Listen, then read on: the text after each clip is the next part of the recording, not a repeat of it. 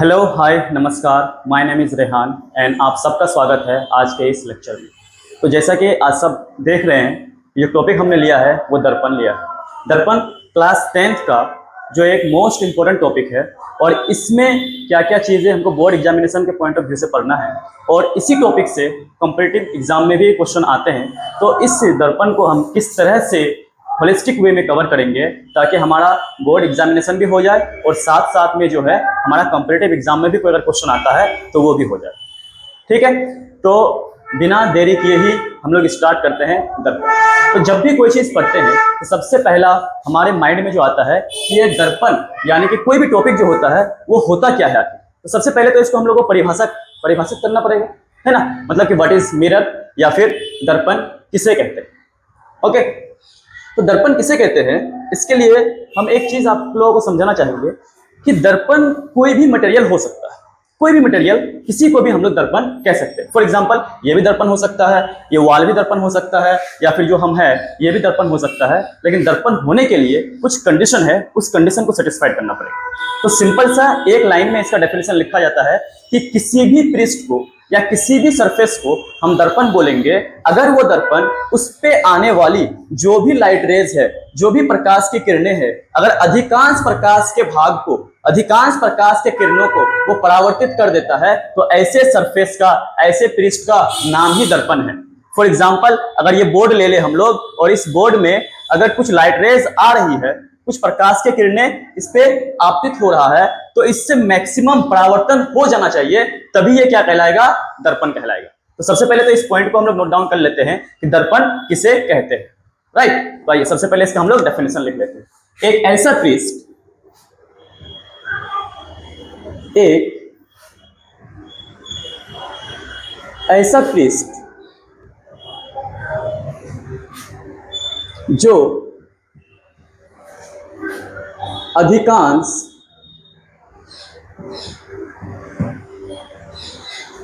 प्रकाश की आपतित किरणों को परावर्तित कर देती है, परावर्तित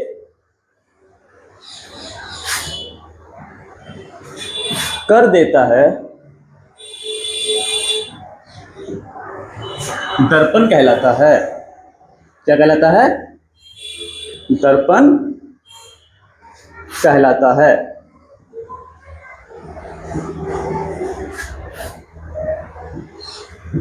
राइट, कहने का मतलब यह है कि यहां पे आप लोगों को जो है एक ही वर्ड को पकड़ना है, वो क्या है कि अधिकांश प्रकाश की आपतित किरणों, प्रकाश की आपतित किरणों को जो क्या कर दे, परावर्तित कर दे।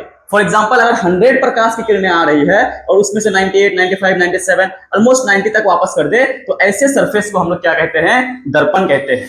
ऐसे पृष्ठ को हम लोग क्या कहते हैं, दर्पण कहते हैं। समझ में आई बात? तो अब ध्यान से सुनिए मेरी बात को कि दर्पण तो हम लोगों ने कह दिया कि अधिकांश भाग को क्या कर देगा, परावर्तित कर देगा। जैसे कि एग्जांपल अगर हम लोग एक सरफेस ले लें, लेट सपोज कि हमने एक ये सरफेस ले लिया। अब इस सरफेस में लाइट रेज इस तरह से आ रही है,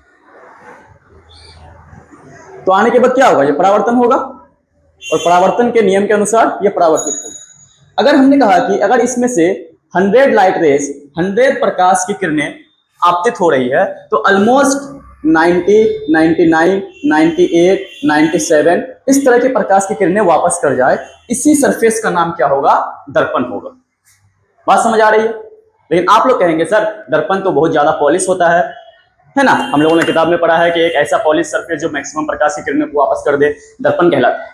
तो मैक्सिमम प्रकाश की किरणों को वापस कौन करेगा? जाहिर सी बात है हम तो नहीं करेंगे, ना ही ये बोर्ड करेगा, ना ही ये वॉल करेगा। अगर देखेंगे ध्यान से, इस वॉल में, पीछे जो वॉल है वो दिख रहा होगा कैमरा में आपको, अगर इस वॉल में अगर हम लोग प्रकाश की किरणें आपतित करें तो क्या होगा कि रिलेटिव केस में, सापेक्षिक केस में बोर्ड ज्यादा प्रकाश की किरणों को वापस कर रहा है सापेक्षिक टू दैट वॉल। समझ पा रहे हैं कि नहीं? तो इसमें क्या होगा कि सरफेस कुछ ना कुछ तो डिफरेंस है। तो सरफेस में डिफरेंस क्या आता है कि ज्यादातर प्रकाश की किरणों को वापस करने के लिए सरफेस को हाईली स्मूथ यानी कि बहुत ही ज्यादा इसको क्या करना पड़ता है, चिकना बनाना पड़ता है, ताकि ये क्या करे, मैक्सिमम लाइट रेज को वापस भेज दे। बात समझ पा रहे हैं? तो इसीलिए दर्पण को हम लोग जब बनाते हैं तो सामान्यतः दर्पण को बनाने के लिए जो मटेरियल यानी कि जो पदार्थ प्रयोग होता है उसको हम लोग ग्लास का यानी कि कांच का यूज करते हैं। तो दर्पण को सामान्यतः बनाने के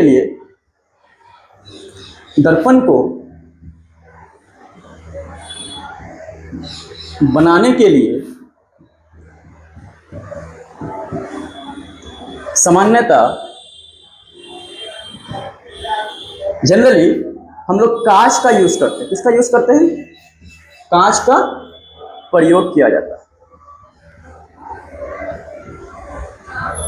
प्रयोग किया जाता है। तो ये बात याद रखेंगे, डायरेक्ट ऑब्जेक्टिव में दिख भी सकता है।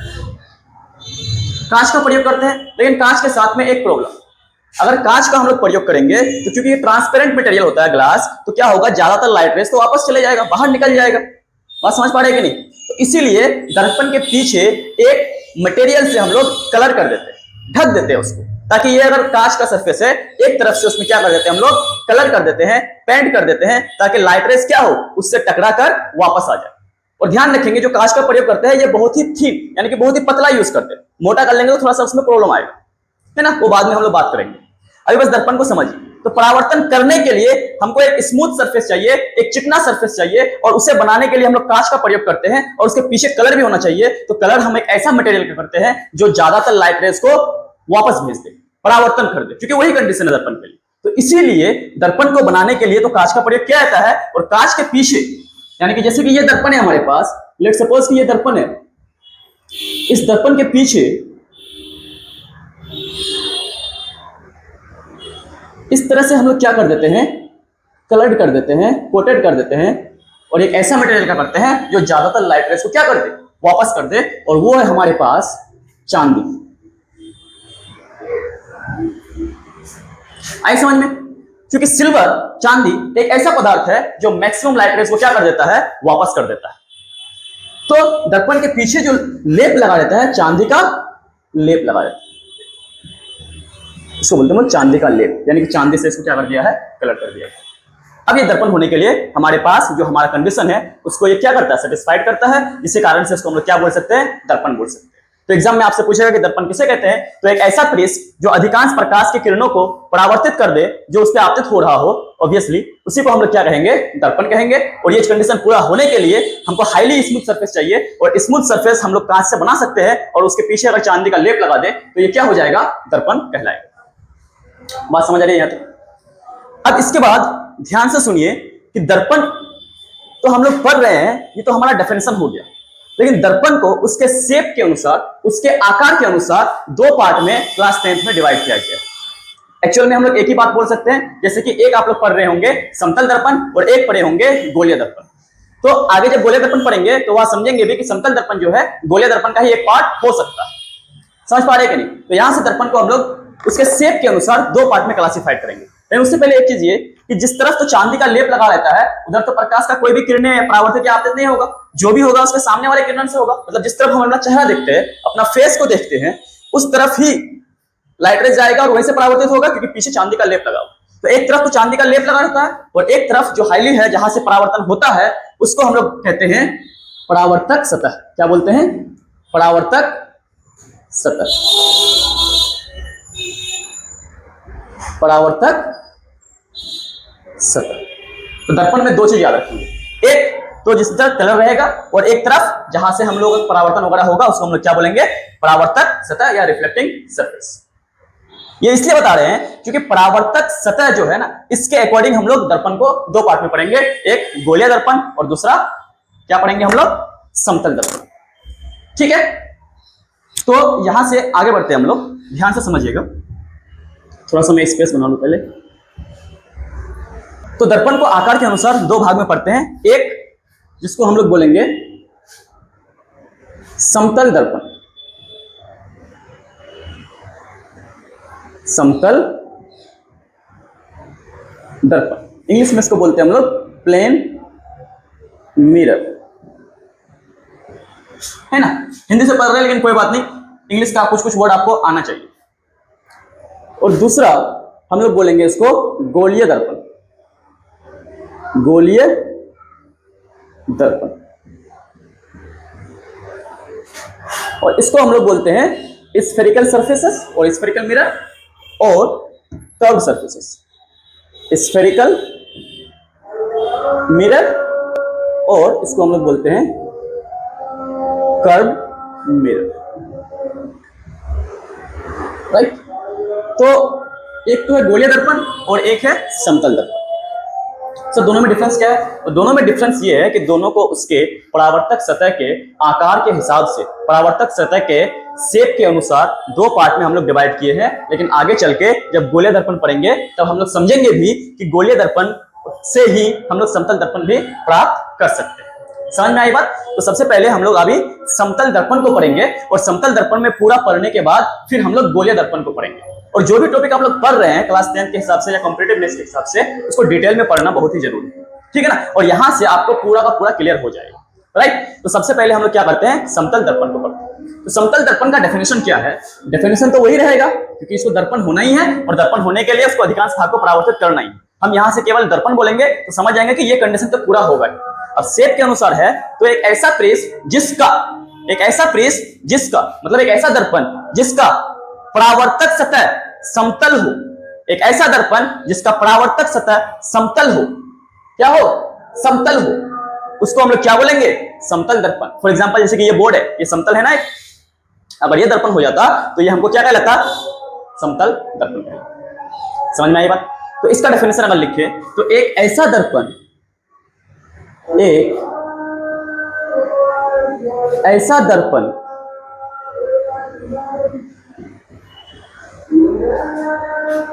जिसका परावर्तक सतह, बार बार यहां आ रहा है भाई, जिसका परावर्तक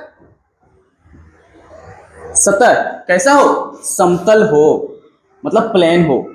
जिसका परावर्तक सतह समतल हो, समतल दर्पण कहलाता है। समतल दर्पण कहलाता है। बात समझ आई? जिसका परावर्तक सतह कैसा हो? समतल हो, समतल दर्पण कहलाता है। और गोलीय दर्पण में देखेंगे जिसका परावर्तक सतह गोलीय हो। गोलीय दर्पण में क्या देखेंगे? जिसका परावर्तक सतह क्या हो? गोलीय हो। ये बात को भी याद रखेंगे, बस वहां पे डिटेल में हम लोग पढ़ेंगे, पहले इसको पढ़ लेते हैं। तो एक ऐसा दर्पण जिसका परावर्तक सतह से ही याद रखना है, जिसका परावर्तक सतह कैसा हो? समतल हो, समतल दर्पण कहलाता है। और जिसका परावर्तक सतह गोलीय हो, कर्व्ड मिरर, स्फेरिकल मिरर या गोलीय दर्पण, ये सब क्यों है नाम, ये सारा कुछ हम लोग आगे समझेंगे। तो समतल होने का मतलब ये है, जैसे कि ये बोर्ड है, प्लेन हो, एकदम प्लेन, जो प्लेन होगा प्लेन मिरर कहलाएगा। बात समझ आई कि नहीं? तो जैसे इसका अगर फिगर हम लोग ड्रॉ किए तो पहले इसी का ड्रॉ किए थे हम लोग, वो कुछ इस तरह से हम लोग ड्रॉ कर सकते है ना। तो ये जो सतह है ये बिल्कुल ही प्लेन है और इसके पीछे हम लोग क्या कर सकते हैं? कलर्ड कर सकते हैं। और इस तरह से ये कलर्ड कर देंगे और ये जो परावर्तक सतह होगा, दिस परावर्तक सतह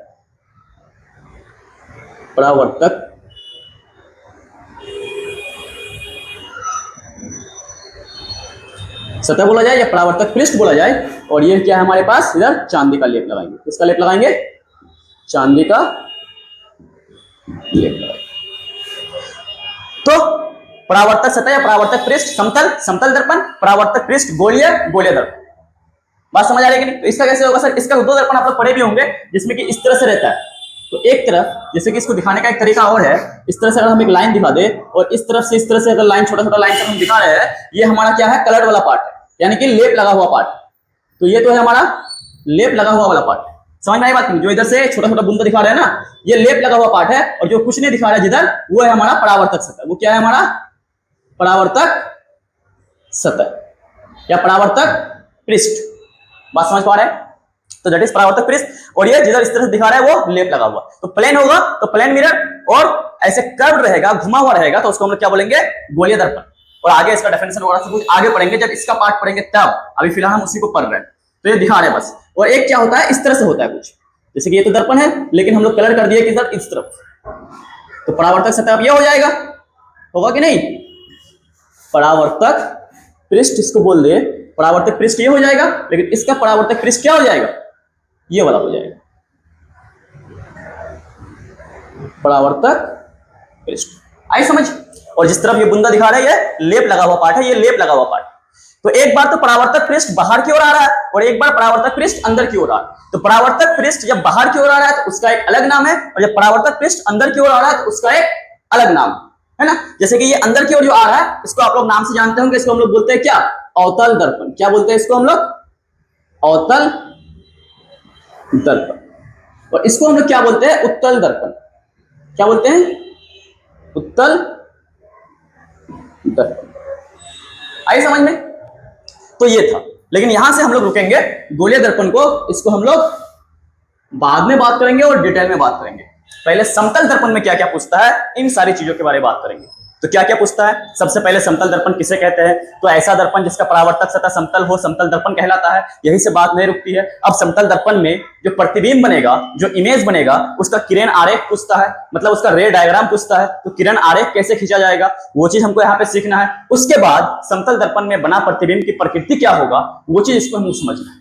ये तीन बेसिक चीजें हमको समझना है। समतल दर्पण क्या है, समतल दर्पण का किरण आरेख कैसा होगा, समतल दर्पण में बना प्रतिबिंब का प्रकृति या नेचर कैसा हो। आई समझ बात। एंड देन इसके बाद समतल दर्पण यहीं से नहीं रुकता है। समतल दर्पण में कुछ रिजल्ट्स है, समतल दर्पण के कुछ परिणाम है, उसको हम लोग को डायरेक्टली याद करना है। लेकिन यहाँ पे हम लोग पहले देखेंगे, डिटेल में पढ़ेंगे। जैसे समतल दर्पण में विचलन कोण कितना होता है, एंगल ऑफ डेविएशन। समतल दर्पण में प्रतिबिंब का स्पीड कैसे निकालेंगे, प्रतिबिंब की चाल कैसे ज्ञात करेंगे। समतल दर्पण में आगे हम लोग को पढ़ना है, जब समतल दर्पण जैसे कि डेविएशन हो गया समतल दर्पण में, उसके बाद हमारा प्रतिबिंब का चाल हो गया। समतल दर्पण में हमको पढ़ना होगा कि समतल दर्पण में जब दर्पण को अगर हम लोग घुमाए एक एंगल से, है ना, एक कोण पे दर्पण को घुमाएंगे तो परावर्तक जो किरण है उसमें क्या होगा, क्या फर्क होगा, कितना डिग्री से घूमेगा, वो चीज इसमें हम लोग पढ़ना। तो वन बाय वन इन सारी चीजों को यहाँ पे डिटेल में हम लोग को समतल दर्पण के बारे में पढ़ना है। तो आइए पहले उसको समझ लेते हैं, फिर हम लोग गोलीय दर्पण की बात डिटेल में करेंगे। ओके, ठीक। सबसे पहले इन सबको हम साफ कर देते हैं और समतल दर्पण के बारे में पढ़ते हैं डिटेल में। क्यों डेफिनेशन पार्ट हो गया है, अब हम लोग को देखना है समतल दर्पण में किरण आरेख प्रतिबिंब का कैसा। ओके, तो समतल दर्पण में प्रतिबिंब का किरण आरेख यानी कि रे डायग्राम हम लोग को ड्रॉ करना है, जो कि एग्जाम में हमारे बनाने में बहुत ही काम आएगा। समझ में आएगा। तो सबसे पहले इसका रे डायग्राम बनेगा कैसे, हम एक समतल दर्पण यहाँ पे ड्रॉ कर लेते हैं। तो फॉर एग्जाम्पल अगर हम एक यहाँ पे समतल दर्पण ड्रॉ कर लें, एक सरफेस यहाँ पे ड्रॉ कर लेते हैं इस तरह का।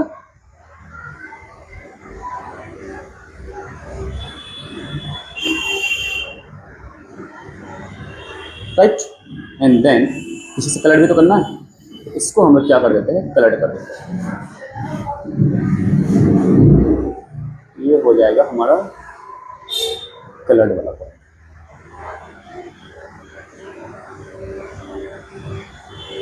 है ना, ये चांदी का लेप लगा हुआ और आगे का जो सरफेस है ये क्या है, हमारा परावर्तक सतह है। अब समतल दर्पण किसी एक पृष्ठ पे रखा गया है, समतल दर्पण किसी एक पृष्ठ पे ऐसे रखा हुआ है।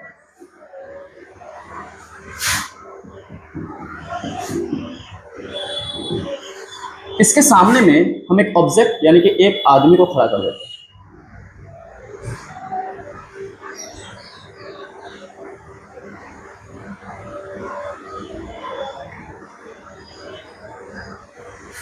ठीक है, तो हम सब जानते हैं कि अगर हम लोग किसी समतल दर्पण के सामने ऐसे खड़े रहेंगे, है ना, यहाँ पे कवर करो ना, हाँ, तो किसी समतल दर्पण के सामने हम लोग यहाँ पे अगर ऐसे खड़े हैं सामने से, तो दर्पण में क्या होगा, हमारा फोटो बनेगा, हमारा इमेज बनेगा, यानी कि जिसको हम लोग यहाँ पे प्रतिबिंब बोलते हैं। तो इसका इस तरफ को इसका प्रतिबिंब बनेगा, ये बात तो हम लोग सबको ही जानते हैं। लेकिन बनेगा कैसे वो चीज हमको ड्रॉ करना, बनेगा कैसे वो चीज हमको ड्रॉ करना। होता क्या है, जब हम लोग प्रतिबिंब के बारे में पढ़ रहे थे उसमें कई सारा प्रतिबिंब का चीज पढ़े थे, जैसे कि प्रतिबिंब क्या होता है, प्रतिबिंब वास्तविक कब होगा, प्रतिबिंब काल्पनिक क्या होगा, कब होगा, वास्तविक होगा तो उसका क्या होगा, क्या क्या प्रॉपर्टीज होगा, काल्पनिक होगा तो उसका क्या क्या प्रॉपर्टीज होगा। इन सारी बेसिक चीजों को यहाँ पे अप्लाई होगा, क्योंकि दर्पण पढ़ रहे तो सारा चीज आएगा। तो जब इसका प्रतिबिंब बनेगा तो इसमें कैसे कैसे क्या होता है, तो क्या होता है कि सबसे पहले इस ऑब्जेक्ट से लाइट रेज निकलता है, इनफिनाइट लाइट रेज निकलता है, और निकलने के बाद ये प्रकाश की किरणें दर्पण से परावर्तन होगा, और परावर्तन होने के बाद किसी ना किसी पॉइंट पे मिलेगा, इधर मिलेगा, इधर मिलेगा, यहाँ मिलेगा, यहाँ मिलेगा। जिस पॉइंट पे, जिस प्लेस पे मिलता है वहीं पे प्रतिबिंब बनता है। प्रतिबिंब का यही डेफिनेशन था कि किसी भी ऑब्जेक्ट से जब प्रकाश की किरणें निकलती है परावर्तन के बाद या फिर अपवर्तन के बाद जिस जगह पे मिलती है या फिर हमें मिलती हुई मालूम पड़ती है वही क्या होता है, प्रतिबिंब कहलाता है। तो इन दिस केस मिलेगा या मिलती हुई मालूम पड़ेगा। तो सबसे पहले क्या करेंगे, यहां से हम लोग प्रकाश की किरणें निकालते हैं। हमेशा ये वाला किरण निकालिएगा क्योंकि ये आसान होता है। तो जैसे ये लाइट रेज इंसिडेंट हुआ मिरर पे, जैसे प्रकाश की किरणें इस समतल दर्पण पे क्या हुआ, आके आपतित हुआ, तो ये परावर्तन होगा परावर्तन के नियम से। और ये क्या हो रहा है, लंबवत आ रहा है ना, मिरर से लंबवत 90 डिग्री पे आ रहा है, तो ये क्या होगा, वापस जाएगा अपने ही पथ पे, रिट्रेस करेगा। तो ऊपर से थोड़ा सा दिखा दे रहे कि ऐसे ये प्रकाश की किरणें जो है वापस इसी पर क्या होगा, अपने ही पथ पे वापस चले जाएगी। दूसरा प्रकाश की किरणें मिरर पे आ रहा है, तो ये भी वापस जाएगा। मान लेते हैं कि ये थीटा एंगल पे आ रहा है, तो थीटा एंगल बना के यहां से ये भी क्या होगा, परावर्तित होगा, है ना। परावर्तन का नियम, जिस एंगल पे आएगा उस एंगल पे क्या होगा, वापस जाएगा। अब ध्यान से अगर ऑब्जर्व किया जाए, ये जो प्रकाश का दो किरणें हम लोग लेके आए हैं, ये दोनों ही किरणें इधर अगर देखेंगे तो कहीं भी नहीं मिल रहा है। मिल रहा है क्या, इसको जितना भी आगे बढ़ा ले या इसको जितना भी आगे बढ़ा ले, हम लोग कहीं भी इधर ये प्रकाश की किरण नहीं मिलेगा। तो प्रकाश की किरण जब हम लोग पढ़ रहे थे तो किरण में हम लोगों ने समझा था कि किरण का ग्रुपिंग कैसे कैसे होता है। तो ये दोनों ही किरण जो है क्या है, एक दूसरे से दूर जा रहा है, इसको हम लोग क्या बोलते हैं, अपसृत हो रहा। तो ये कहीं नहीं मिलेगा, लेकिन पीछे की ओर कहीं ना कहीं मिलेगा, है ना। अपसृत हो या अभिसृत हो, कहीं ना कहीं तो मिलेगा। या आगे की ओर नहीं मिल रहा तो पीछे की ओर मिलेगा, पीछे की ओर नहीं मिल रहा तो आगे की ओर मिलेगा। बात समझ में आया कि नहीं। और पैरेलल जो है इन्फिनिट पे मिलता है। तो यहां तो नहीं मिल रहा है, लेकिन दर्पण के पीछे कहीं ना कहीं मिलेगा। मिलेगा मतलब यह है कि मिलता हुआ मालूम। और जिस पॉइंट पे, जिस जगह पे एक दूसरे को काटता है, इंटरसेक्ट करता है, वहीं पे उसका क्या बनता है, प्रतिबिंब बनता है। और ये प्रतिबिंब कुछ इस तरह से यहाँ पे इसका बने।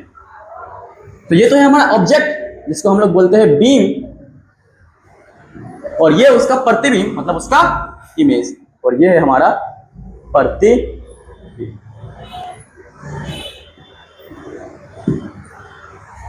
बात समझ पा रहे हैं। और ये है समतल दर्पण, ये सारा चीज मेंशन करना है एग्जाम में। ये है समतल दर्पण, है ना। तो समतल दर्पण में किरण आरेख इस तरह से खींचेंगे, इसको याद कर लेंगे। कई सारा तरीका हो सकता है, कई भी पॉइंट जब से यहां से निकाल के ऐसे कर देंगे, फिर ऐसे वापस जाएगा, फिर इधर कटेगा, फिर ऐसे आएगा, कुछ भी हो सकता है। लेकिन एक आप लोग याद रखेंगे, है ना, क्योंकि एग्जाम में आ सकता है बनाने के लिए। तो ये है किरण आरेख। अब ध्यान से अगर ऑब्जर्व किए, एक सेकंड मैं कैमरा देख लेता हूं कि रिकॉर्ड हो रहा है कि नहीं।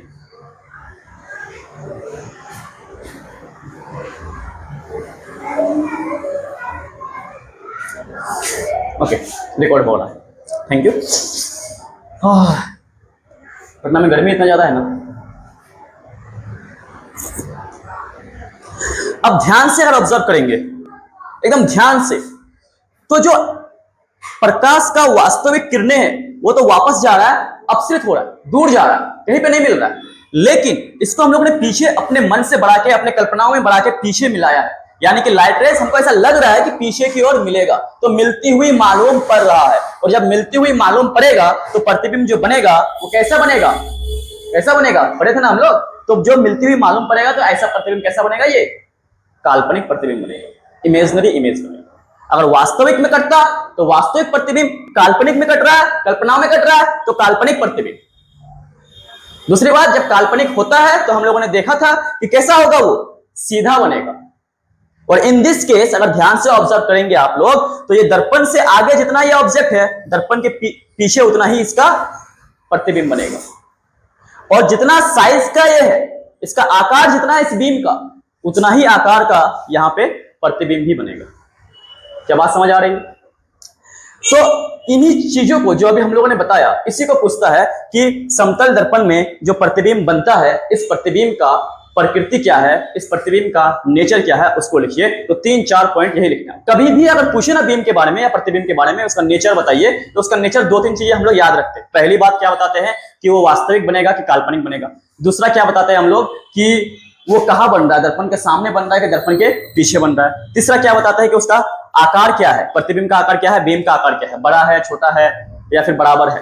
तो ये 3-4 चीजें अगर माइंड में रखेंगे तो प्रकृति हम किसी भी इमेज का, किसी भी प्रतिबिंब का लिख सकते हैं, क्योंकि गोले दर्पण में हम लोगों को 8 अलग अलग कैसे पढ़ना है ना, 6 तो अवतल में और 2 उत्तल में, और सभी जगह हम लोगों को प्रतिबिंब का हम लोगों को जो है प्रकृति पूछता है। तो प्रतिबिंब का प्रकृति समतल दर्पण में क्या क्या होगा, सबसे पहले बात दर्पण के पीछे बन रहा है, उसके बाद सबसे पहले बात तो ये भी होना चाहिए कि ये काल्पनिक बन रहा है, दर्पण के पीछे बन रहा है, जिस साइज का ऑब्जेक्ट है उतना ही आकार का ये भी बन रहा है, जितना दर्पण से आगे है उतना ही दर्पण से पीछे बन रहा है। और ये बहुत ही इंपॉर्टेंट है, क्योंकि इसी रिजल्ट पे बेस्ड होके हम लोग आगे जो भी रिजल्ट हमने कहा उन सारी चीजों को हम लोग क्या बनाएंगे, ड्राइव करेंगे।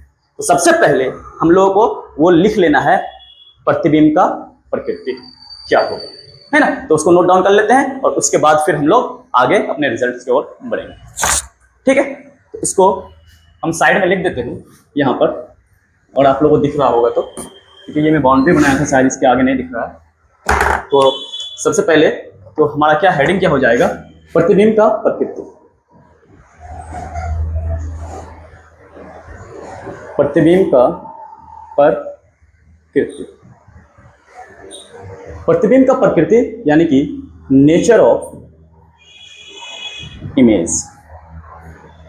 और ये याद रखेंगे केवल और केवल समतल दर्पण के लिए। तो पहला पॉइंट, प्रतिबिंब कैसा बन रहा है, वास्तविक की काल्पनिक। तो प्रतिबिंब काल्पनिक बनेगा। कैसा बनेगा, काल्पनिक। क्यों बनेगा, क्योंकि ये आभासी कटान से बन रहा है, और काल्पनिक को ही आभासी भी बोलते हैं।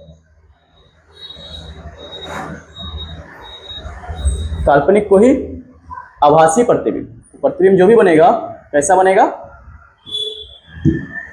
काल्पनिक या आभासी। और जब काल्पनिक या आभासी होगा तो ये कैसा होता है, हमेशा सीधा बनाता है, सीधा बनेगा, है ना। ऐसा तो नहीं कि समतल दर्पण में अपना फेस देख रहे उल्टा दिखा रहा है, सीधा ही दिखाता हुआ। तीसरी बात हमने बताया कि क्या लिखते हैं, और इसका आकार क्या होगा, तो समान आकार का बनेगा, समान आकार का बनेगा।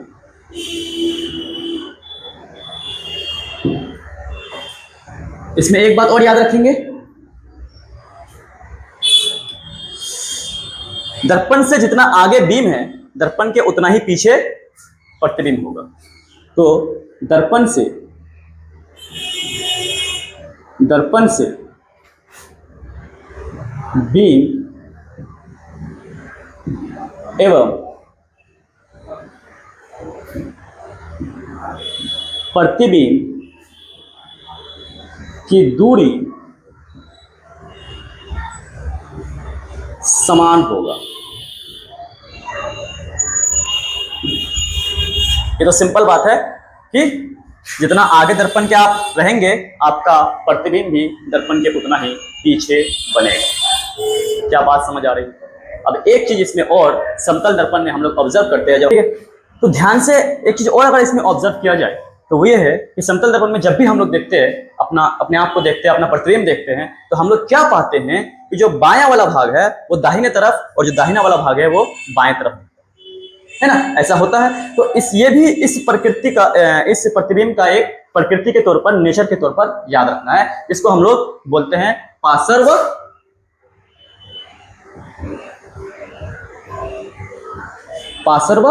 व्युत्क्रमण, व्युत्क्रमण या फिर व्युत्क्रमण की जगह आप लोग परिवर्तन भी लिख सकते हैं, पार्श्व परिवर्तन। इंग्लिश में इसको हम लोग बोलते हैं लेटरल इन्वर्जन। सिंपल सा मीनिंग इसका यही है कि जो दाहिना वाला भाग है वो बाएं तरफ, और जो बायां वाला भाग है वो दाहिने तरफ दिखता है। तो जो दायां वाला भाग है ये बाएं तरफ, और इसका उल्टा भी जो बायां वाला भाग है वो दाहिने तरफ दिखता है। तो ये चीज हम लोग याद रखेंगे समतल दर्पण के केस में, है ना। तो समतल दर्पण में हम लोगों ने पढ़ लिया कि समतल दर्पण किसे कहते हैं, समतल दर्पण में किरण आरेख कैसे खींचा जाएगा, और समतल दर्पण में बना प्रतिबिंब का प्रकृति क्या हो। ये सारी बात हम लोग को याद रखनी है, और इसी पे बेस्ड होके हम लोग कुछ रिजल्ट्स को ड्राइव करेंगे, जिसमें हम सबसे पहला रिजल्ट जो ड्राइव करने जा रहे हैं वो है समतल दर्पण किसी भी प्रकाश की किरण को कितना अपने पाथ से विचलित कर देता है जब यहाँ से परावर्तन होता है। आई समझ में? तो वन बाय वन हम लोग इसको करते हैं, राइट। सबसे पहले इसको हम थोड़ा सा जगह बना लें। तो विचलन कोण, पहला रिजल्ट मोस्ट इंपोर्टेंट रिजल्ट, विचलन कोण या एंगल ऑफ डेविएशन।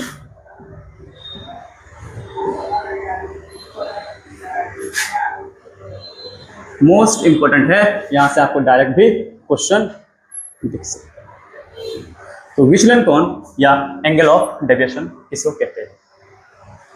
तो आइए ध्यान से समझते हैं। लेट अस सपोज हमारे पास एक समतल दर्पण,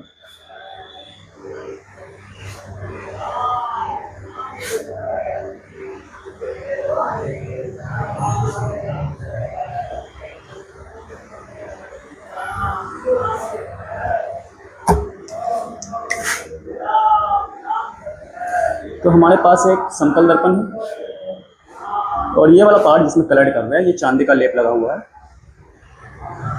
और ये वाला पार्ट हमारा क्या है, समतल दर्पण ऐसे रखा हुआ हॉरिजॉन्टली, है ना। इसे टेबल पे लेट सपोज, इसे टेबल पे ये हॉरिजॉन्टली ये हमारे पास रखा हुआ।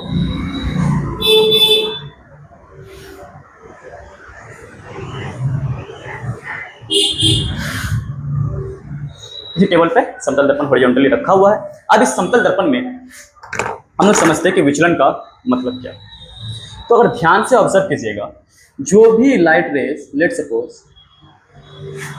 कि एक लाइट रेज इस पॉइंट पे, इस बिंदु पे आपतन कोण पे आके आपतित हो रही है ना, इसको स्ट्रेट बनाना था। तो आपतन कोण पे लाइट रेज आके परावर्तन होगा, परावर्तन के नियम के अनुसार यहाँ से क्या होगा, ये परावर्तन होगा, हम लोग सब जानते हैं। और इस बिंदु पे अगर हम लोग एक लंब या अभिलंब डाल दें तो हम लोग सब जानते हैं कि यहाँ से ये क्या होता है, परावर्तन होता है। अब ध्यान से सुनने की बात ये है, ये कोण हमारा आपतन कोण है आई, और ये कोण हमारा परावर्तन कोण है आर। और परावर्तन के नियम से हम जानते हैं कि आई और आर जो है ये क्या होता है भाई, इक्वल होता है, राइट। ये परावर्तन के नियम से होता है। अब विचलन कोण का मतलब क्या होगा, विचलन कोण किसको कहते हैं या फिर विचलित किसको कहते हैं? तो समझिए, ध्यान से समझिए कि लेट सपोज हम इस रास्ते में जा रहे हैं, है ना, सीधा हम ऐसे जा रहे हैं, कुछ भी कारण है, किसी भी कारण से हमको अपना रास्ता छोड़ना पड़ा, मोड़ना पड़ा, वहां से अपना रास्ते से हमको डाइवर्ट होना पड़ा। और कितना डाइवर्ट हो रहे हैं, कितना एंगल से डाइवर्ट हो रहे हैं, है ना, कितना कोण से हम क्या कर रहे हैं, अपने रास्ते से जो पुराने वाले रास्ता है और नए वाले रास्ते के बीच में कितना कोण बन रहा है, दैट कोण is known as angle of deviation या विचलन कोण। डेविएशन से तो ज्यादा समझ आ रहा है, लेकिन विचलन का मतलब यही होता है कि कितना विचलित हो गया। कैसे विचलित हो गया भाई, अगर ये दर्पण नहीं होता, अगर ये दर्पण यहां पर नहीं होता, ये दर्पण नहीं होता, तो ये आपतित किरण जो आ रही थी ये सीधा इस तरह से चले जाती कि नहीं। अगर ये दर्पण नहीं होता तब की बात है, ये सीधा ऐसे चली जाती, लेकिन ये दर्पण है तो लाइट रेज ऐसे नहीं जाके इसको ये ऐसे मोड़ दे रहा है। तो कितना कोण से मोड़ दिया, यही है हमारा विचलन कोण। और जिसको हम लोग इस तरह का एक साइन से दिखाते हैं, इसको हम लोग बोलते हैं डेल्टा, है ना। ये साइन हम यहाँ पे लिखे हैं, इसको हम लोग पढ़ते हैं डेल्टा। अगर ये दर्पण नहीं होता तो सीधा ऐसे आता, दर्पण होने की वजह से ये मुड़ गया, तो कितना कोण से मुड़ गया, ये कोण ही क्या कहलाता है भाई, विचलन कोण कहलाता है। अब ध्यान से अगर देखें तो इसका वैल्यू कितना होगा, इसका मान कितना होगा, तो ये एक स्ट्रेट लाइन है, और स्ट्रेट लाइन में ये पूरा एंगल अगर देखें हम लोग, ये पूरा कोण अगर देखें तो 180 डिग्री का बनेगा, बनेगा कि नहीं बनेगा। ये एक स्ट्रेट लाइन है और स्ट्रेट लाइन में पूरा एंगल कितना बनना चाहिए, 180 डिग्री बनना चाहिए। यहाँ से हम कह सकते हैं आई प्लस आर प्लस डेल्टा, ये तीनों मिला के 180, और ये तीनों मिला के 180 होगा, तो हमको डेल का वैल्यू चाहिए, डेल्टा बराबर कितना हो जाएगा, 180 माइनस आई माइनस आर, और यहाँ से माइनस कॉमन ले लीजिए, सॉरी यहाँ पे 180, तो 180 माइनस आई प्लस आर, यही हो रहा है। और हम यहाँ परावर्तन के नियम से जानते हैं कि r और i ये क्या होता है, एक दूसरे के बराबर होता है। तो i की जगह r रख दे या r की जगह i रख दे तो हम लोग को एक रिजल्ट मिलेगा, और वो बहुत ही इंपॉर्टेंट रिजल्ट है, 180 माइनस 2i। अगर यहाँ पे i रख देंगे तो i प्लस i 2i, या फिर यहाँ पे अगर r रख दिया जाए तो 180 माइनस 2r। और ये रिजल्ट डायरेक्ट याद रखें, इसमें कुछ हम लोग एग्जाम्पल भी करेंगे, लेकिन फिलहाल के लिए ये रिजल्ट याद रखें, है ना। तो अगर एक समतल दर्पण है, उस समतल दर्पण से विचलन कोण का मान होता है 180 माइनस 2 गुना क्या है आपतन कोण, या माइनस 2 गुना परावर्तन कोण। आपको आपतन कोण या परावर्तन कोण में से कोई भी पता है तो आप उसका विचलन कोण निकाल सकते हैं। तो पहला रिजल्ट तो ये, इसको हम लोगों को याद रखना है। दूसरा, इसी का एक स्पेसिफिक केस आता है, वो है ये कि जब दो प्लेन मिरर एक एंगल पे रखा तब कितना विचलन होगा। जब दो प्लेन मिरर एक एंगल पे रखा हो तब कितना विचलन होगा, आइए उसको भी हम लोग समझते हैं और निकालने की कोशिश करते हैं। ठीक है,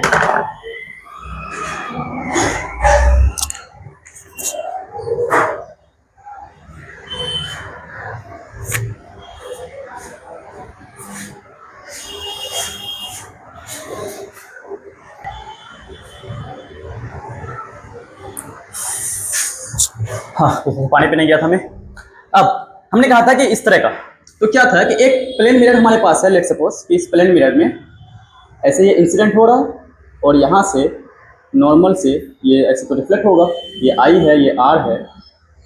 तो हमने कहा ये प्लेन मिरर नहीं होता तो क्या होता है, लाइट जैसे आती है और होने की वजह से ये इतना डेविएट हो गया है और एंगल ऑफ डेविएशन ऐसे हम लोग निकालते हैं। ये रिजल्ट हमको हमारे लिए बहुत ही इंपॉर्टेंट है। दूसरा केस, इसका स्पेसिफिक केस है कि याद रखते हैं हम लोग, जो हमको एग्जाम में डायरेक्ट पूछता है और ये इंपॉर्टेंट भी है, वो ये है कि जब दो प्लेन मिरर एक एंगल पे रखा गया, केस को ध्यान से समझिए कि दो प्लेन मिरर एक एंगल पे रखा गया हो और वो एंगल है थीटा।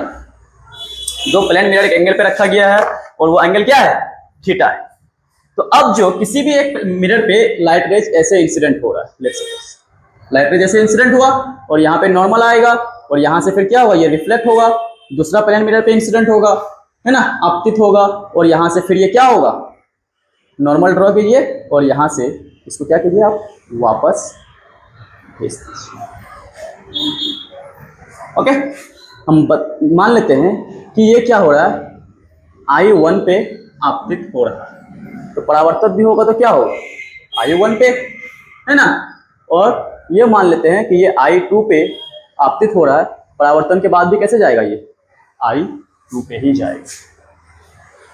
तो जो ये दोनों प्लेन मिरर का ये सेटअप अगर नहीं होता तो कुछ इस तरह से ये चले जाता सीधा, और ये सेटअप होने के वजह से इसको मोड़ दिया है। तो कितना मोड़ दिया है अपने ओरिजिनल रास्ता से, ये वाला।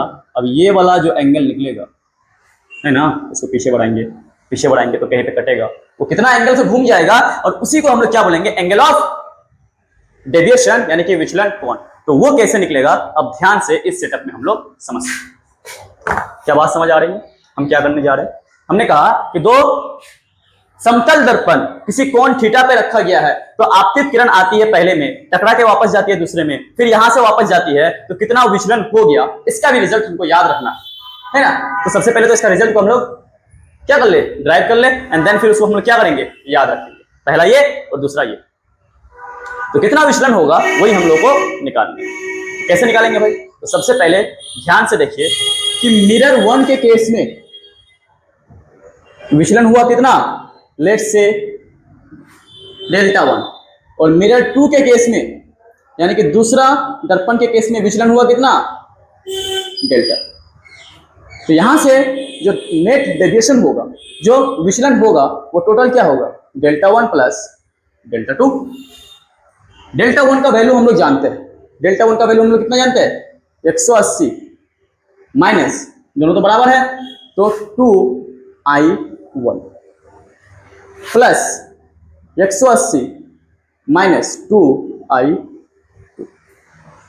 क्या बात समझ पा रहे हैं। यहां से अगर डेल्टा 2 का वैल्यू निकालेंगे तो 180 माइनस 2I2, और यहां से निकालेंगे तो 180 माइनस 2I1। क्लियर है। अब इन दोनों को सॉल्व कीजिए, इसका हल कितना हो जाएगा, 180 प्लस 180 तो हो गया 360 माइनस टू टू दोनों जगह है, तो यहाँ से टू डायरेक्ट हम कॉमन ले लेते हैं, ये हो जाएगा I1 प्लस I2। तो ये निकल के आया हमारे पास किसका वैल्यू, विचलन का वैल्यू, जब दो समतल दर्पण किसी एंगल थीटा पे हो। लेकिन हमको I1 और I2 नहीं दिया रहेगा, जब दिया रहे तो आसानी से निकल जाएगा। हमको थीटा दिया रहता है, तो थीटा के टर्म में, थीटा के रूप में हम लोग I1 और I2 को निकालने की कोशिश करें। आइए यहाँ पे देखिए ध्यान से, इस तरह से हमारे पास दोनों ही समतल दर्पण है ना। तो ये थीटा है और यहां से ये आपतित रेज है, और यहां से ये, और यहां से ऐसे चले जा रहा है, ये चीज है। और यहां से ये क्या है, नॉर्मल, और यहां से ये क्या है, ध्यान से सुनते जाओ। तो ये एंगल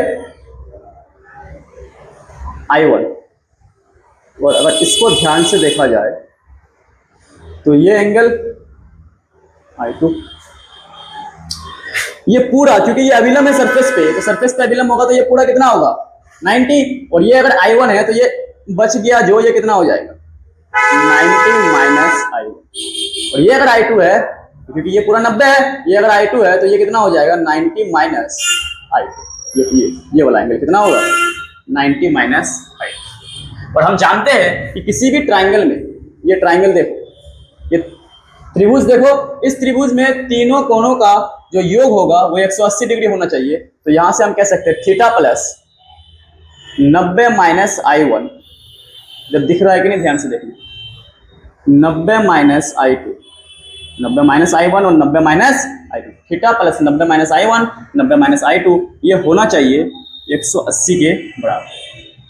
अब इसको सॉल्व करते हैं और निकालते हैं हम लोग। तो ये तो थीटा है, 90 प्लस 90 तो हो गया 180, माइनस I1 माइनस I2, तो माइनस कॉमन ले ले डायरेक्ट I1 प्लस I2, ये कितना हो जाएगा 180।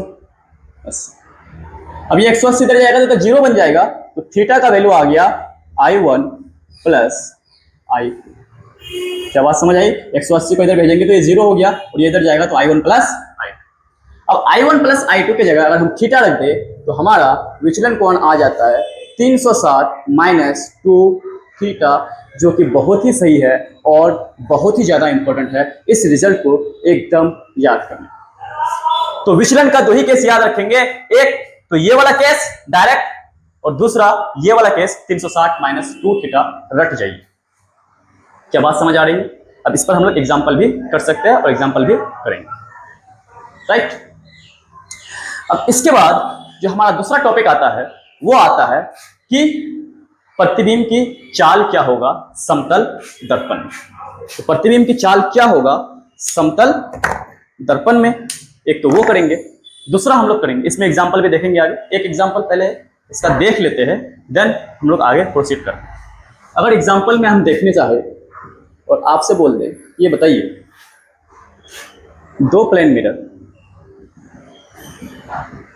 30 डिग्री के एंगल पे, और इस पे कोई भी लाइट रेज इंसिडेंट हो रहा है और दूसरे से होके वापस जा रहा है, मतलब कि दूसरे से होके क्या हो रहा है, ये वापस जा रहा है।